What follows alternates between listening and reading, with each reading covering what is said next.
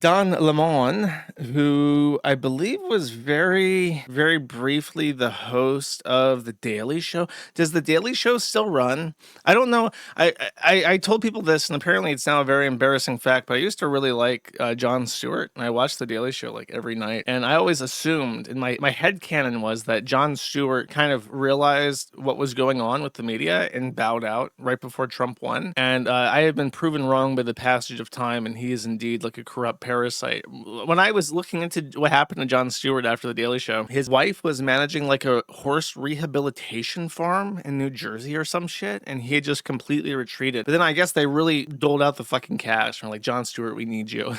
You're like the only person who has any appeal with like the 30-something young conservative demographic. And then I watched one episode of like the return show that he did on Hulu or some shit.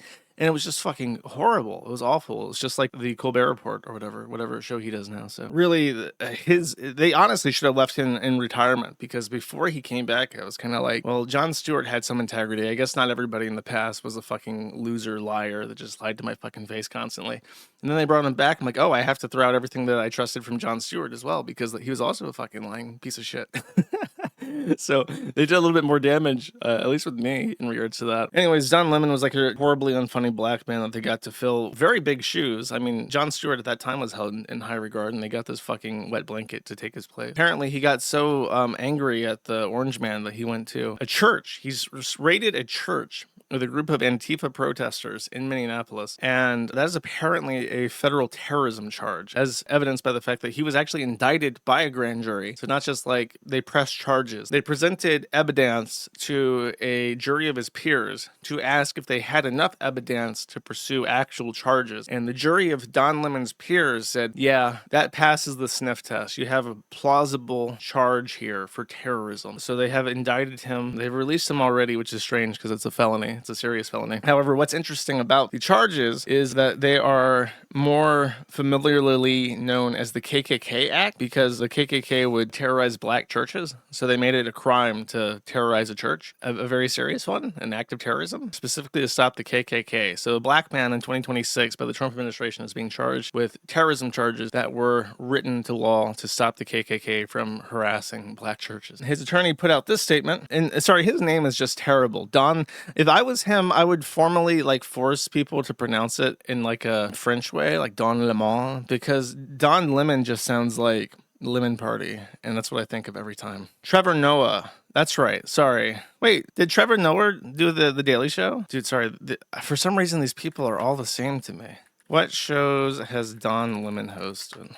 The Don Lemon Show, CNN This Morning. So he's always just been a CNN stooge, and Trevor Noah was the Daily Show guy? Okay. All right. I got it. Sorry. I didn't mean to be wrong. I got to get my Don Lemon facts straight. Anyways, Abba Lowell says, what a terrible name. These people have awful names. Abba Lowell and Don Lemon put out this statement. Don Lemon was taken into custody by federal agents last night in Los Angeles. Okay, so I was, wait, no, because he like flew back home or something. Like he was in Minneapolis reporting, went into the church, and then he flew back to Los Angeles where they got him, where he was covering the Grammy Award. Don has been a journalist for 30 years, and his constitutionally protected work in Minneapolis was no different than what he has always done.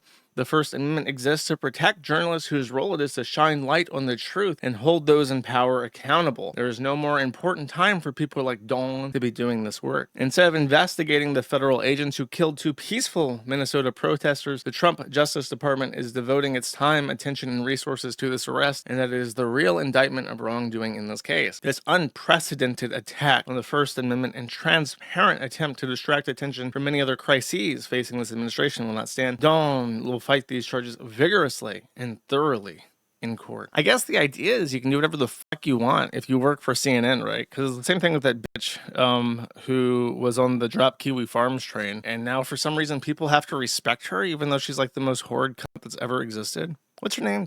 Taylor Lorenz. If you work for a big media company, they have to let you do whatever the fuck you want because it's First Amendment speech.